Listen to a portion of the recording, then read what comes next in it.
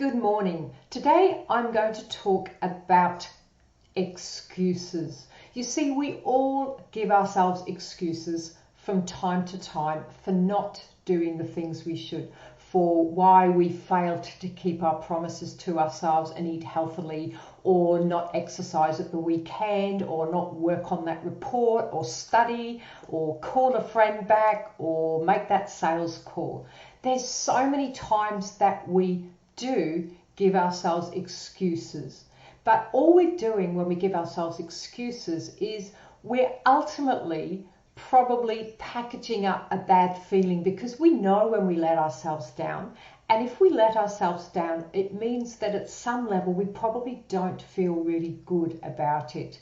And as humans, we're fundamentally driven to move away from feeling bad and towards feeling good. So giving ourselves an excuse or a reason just justifies usually a poor behavior or a poor action, something that we're not very proud of. And when we give ourselves a reason or an excuse, we feel a little bit better about it. However, if we do this too often, this is where the problem is. First and foremost, it becomes a habit and it becomes part of our identity. And when that happens, because we run a lot of our day by habits, we're not really aware of what we're doing, and it tends to fall into many other areas of our life. And there is a really great expression which goes, how we do one thing is how we do everything. And before we know it, we've got a really poor habit of giving ourselves excuses and reasons for why we don't do the things that we should. So if you know that you do this from time to time, here is your challenge. Make a commitment to listen in to some of the thoughts that you're having. Listen to the stories that you tell yourself, and please do it with curiosity and kindness, not to make yourself feel worse, because that doesn't work, I promise you.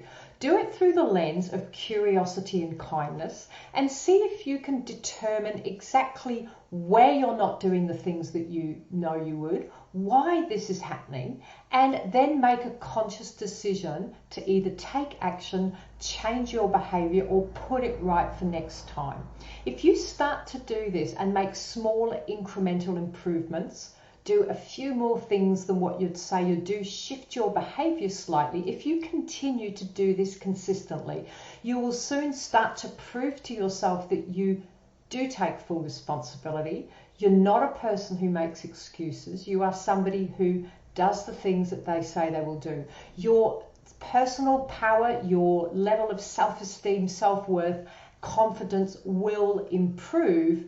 And when you feel better about yourself, you tend to do better. So it's like a positive forward momentum or a snowball of better behaviors. And ultimately, the results that you want in your life are measured by the actions that you take. So if you go back a step, all your actions are usually fueled by a thought, and often from how or what you're feeling. So if you go behind the scenes and you spy with curiosity to what you're saying, you will be able to be aware, and then you can become more empowered to consciously change what you tell yourself, make a new decision, and take action.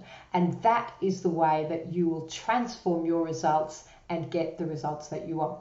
So I hope you found that helpful. Please subscribe to my channel, share it with your friends, and if I can help you out in any way, check me out on my website, mindsetforsuccess.com.au. Thank you. It's Mandy Napier from Mindset for Success, and have an awesome day.